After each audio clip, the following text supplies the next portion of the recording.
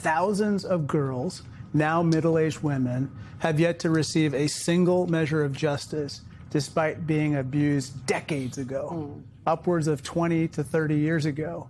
They came to Capitol Hill. We met with them. I think it provided some backbone to a lot of my colleagues on the other side and resolve on our part to try to get to the bottom of what happened. But it does mean you have to go through all these transcribed interviews and ask some very probing questions, and some of them can be very, how do I say it, uncomfortable, to say the least, and the testimony can be pretty solemn, moving, and quite emotional. How do you navigate that part of it? Because as you noted, you know, all of these women have been trying for quite some time now just to get the official recognition that this happened to them.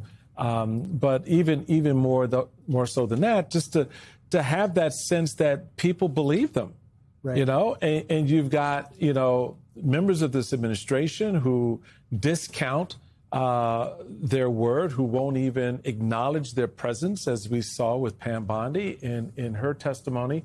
So as you're sitting there and you have these stories, this true life experience come before you, how do you then turn that around to make the case for what will come next for them when people in charge are serious about, we talked about reparations monetarily in the last segment, just the reparations of acknowledgement that you know, this happened to you, and here are those who are going to be held accountable when Democrats get the gavel in the next term beginning in 27, and how that translates for them. So recently we actually did a hearing for the first time with survivors in West Palm Beach. Ranking Member Garcia helped organize this. And I think that the testimony of the women was so compelling that regardless of the ridicule, regardless of the kind of diminishment that people like Todd Blanche and others' engagement with regard to their stories, they come across even more as kind of heroic figures in a struggle against the establishment, a struggle against powerful white men, for the most part, who abused all these women for years and have yet to be held accountable.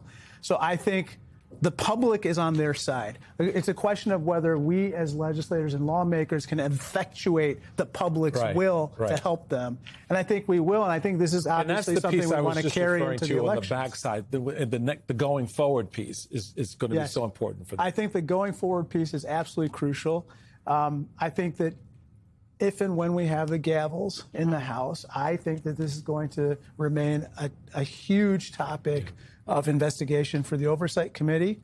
You know, right now there are perhaps hundreds of men who have yet to be held accountable, who are in our midst, who could prey on women and girls again.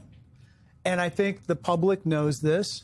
And so we, you know, have to hold them accountable, bring some justice to the women, but also pass legislation to correct for whatever went horribly wrong to allow this to happen in the first place.